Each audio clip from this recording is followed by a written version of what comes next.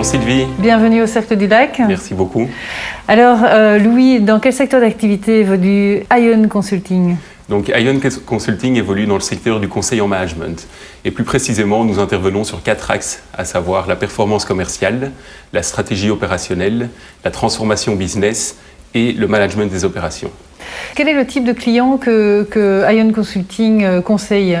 Nous intervenons dans des secteurs divers et variés, tels que les secteurs bancaires et financiers, IT et télécom, les secteurs publics, l'énergie et l'infrastructure, la technologie, le retail et l'immobilier. Alors depuis quand Ion Consulting existe ? Quelle est l'origine ? Oui, donc Ion Consulting a été créé en 2018 avec l'ambition de changer un peu le monde du conseil, de changer ses codes, mais aussi de changer l'organisation, puisque nous avons décidé de mettre en place un système d'entreprise libérée avec ce qu'on appelle l'holacratie, et donc d'avoir une gestion décentralisée avec une prise de responsabilisation et d'autonomie pour les consultants. Alors, j'imagine, comme la majorité des entreprises, en 2020, Ion Consulting a dû également se réinventer.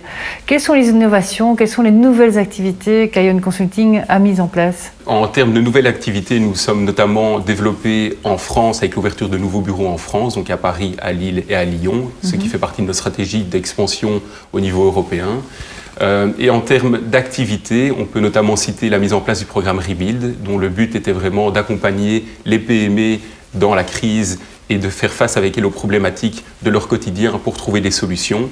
Et donc ça, c'est vraiment notre philosophie, j'ai envie de dire, c'est de pouvoir accompagner les petites entreprises et rendre le conseil accessible, leur montrer qu'il n'y a pas seulement les Big Four, mais qu'il y a d'autres solutions sur le marché et de pouvoir vraiment s'adapter à ces sociétés-là. Et un autre projet sur lequel nous sommes en train de travailler actuellement, c'est la mise en place d'un outil digital qui permet de faire un scan interne des sociétés pour justement leur apporter de manière systématique un conseil. Et donc le but est encore de cibler les petites et moyennes entreprises. Alors Louis, qu'est-ce qui t'anime ? Qu'est-ce qui te fait réveiller le matin ? Ça, c'est une bonne question. Il y a plusieurs éléments. Je dirais le premier, c'est la volonté d'avoir un impact dans une économie qui change, dans des technologies qui changent, donc pouvoir accompagner les entreprises et pouvoir les conseiller de manière adéquate. Je dirais aussi la volonté de pouvoir être impliqué dans des projets, de pouvoir créer des choses, de pouvoir vraiment délivrer des conseils et de l'expertise. Et de manière générale, le fait d'être en contact avec différentes personnes et de pouvoir justement avancer avec elles. Louis, si tu devais partager avec les membres 2-3 clés de réussite que tu as mises en place, quelles seraient-elles ? Oui, donc dans un premier temps, je parlerai de l'innovation, donc dans l'innovation managériale, puisqu'on fait du conseil en management, et donc l'utilisation de nouvelles méthodes de management pour des équipes ou pour des projets, et ensuite l'innovation en matière d'outils qu'on va utiliser pour conseiller les entreprises avec lesquelles on travaille. Dans un second temps, je pense au modèle que nous avons mis en place chez Ion, qui se base sur l'entreprise libérée et sur l'holacratie, et donc ce qu'on appelle le modèle SLIM, donc qui nous permet justement d'avoir une approche pratico-pratique de tous ces concepts.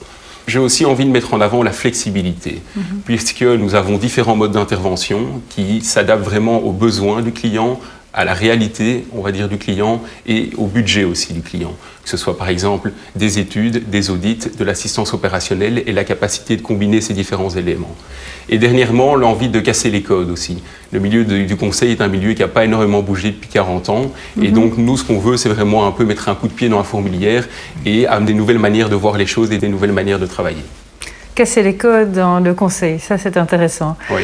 Alors Louis, tu es membre du Cercle du Lac depuis très récemment, en fait, depuis septembre 2020. Alors pourquoi avoir choisi le Cercle du Lac ? Oui, mais il y a plusieurs éléments. Premièrement, parce que j'habite dans le Brabant wallon et donc le Cercle du Lac a toujours été une institution ici, et donc j'ai été directement attiré.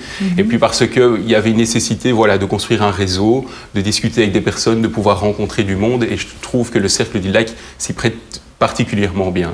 Maintenant, ça fait peu de temps, le Covid est passé par là, mais c'est un cercle qui est très dynamique, beaucoup d'activités qui sont organisées et j'y prends plaisir à participer. Merci. Louis, une petite dernière question. Si tu devais résumer en 2-3 mots tes intérêts, tes passions dans la vie, quelles seraient-elles ? Passion sportive dans un premier temps, avec par exemple le golf, où j'aime beaucoup la natation, courir et le vélo, puisque j'ai aussi pratiqué donc le triathlon. Et après, la passion, on va dire, pour la lecture, pour apprendre les choses, pour pour le théâtre, ce genre d'éléments.